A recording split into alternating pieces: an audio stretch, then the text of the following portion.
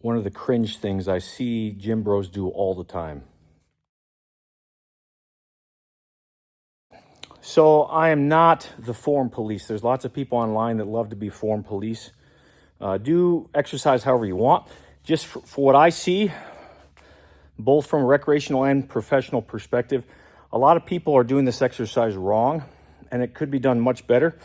It could not only help you get more gains, but it can also help save your shoulders and allow you to lift for a lot longer. Nathan Clark, Domination Nation Gym. If this type of content floats your boat, give me a like and subscribe. That'd be awesome. So other than a whole nation of fitness people who are just inundated and hypnotized by this idea of pinning their shoulder blades against a flat bench and using a flat bar in an awkward angle to bench press to build their chest, this is probably one of the cringe things that I see the most as far as chest building. So there's tons of fitness influencers that debate that stuff all the time. Most of you guys know how I feel about barbell bench press. Not a huge fan.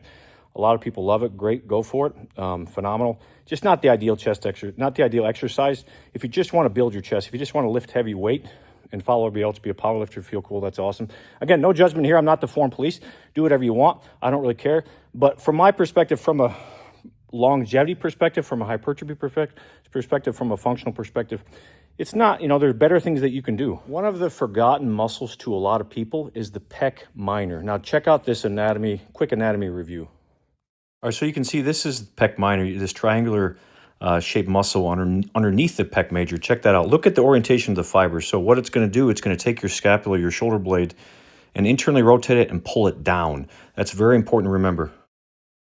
I think this is one of the more accurate representations of the pec major. I want you to pay attention to the bottom part. Look at the orientation of those very low costal fibers. Notice how they follow the same orientation.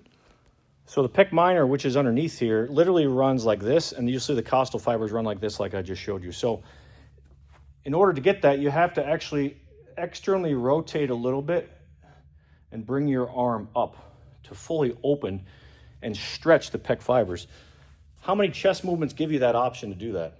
There aren't many. There aren't many that actually will put you in this externally rotate position to fully stretch the pec fibers. There aren't a whole lot of movements that you can do. Some machines actually are phenomenal, which I love. One-arm press-throughs with machines, with cables, is internally rotate and shorten the pec fibers. You have to internally rotate that humerus to press the scapula and rotate in. There's that frontal plane rotation, like I described in a couple other videos about some of my chest presses. That frontal plane internal external rotation that is the forgotten movement and motion in a lot of pec training. All right, so one of the cool things, if you're a gym equipment nerd like I am, that you can do, if there's not a product out there, you just make one. So this had a buddy who's a great machinist make this for me. This you can see this rotates in 3 different planes. And gives me full freedom of movement to, more importantly, internally, externally rotate freely without, putting tension on the cable.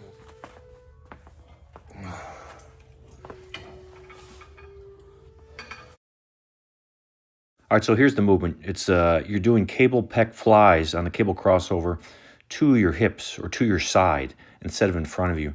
So notice how I'm actually literally starting in full external rotation and rotating to internal rotation. You can see how the chest is proud. I kind of play around with finding the right position, but the whole objective is to internally and externally rotate to fully stretch and fully shorten the pecs. Almost impossible, like I showed you, to fully shorten it or contract your pecs unless you get that internal external rotation component. And notice the motion path directly aligns with the pec minor fibers and the lower costal fibers of the pec major, as I showed you. Obviously, you can see with this cool custom cable attachment that instead of putting torque on the cables, I can actually get the motion and movement internally, externally rotating through the attachment itself. And so what I like to do is actually superset it to stand a couple steps forward and superset the traditional pec fly movement. You can see, again, focusing on internal and external rotation, you're fully shortening and lengthening the pecs. Obviously, a lot of people add a bunch of weight and do the middle third of this movement, not the full range of motion. Do whatever you want. But for shoulder health, for overall pec development, this is the superior way to do it. Try to open your chest up and fully internally and externally rotate during the movement, and you'll absolutely notice a difference in your pec development and the pump that you get. But more importantly, in the shoulder, the health of your shoulders. So anyways, try that out. Don't forget about the pec minor. Don't forget about cable crossover flies to your hips. Everyone wants to do them in front. Do them to your hips.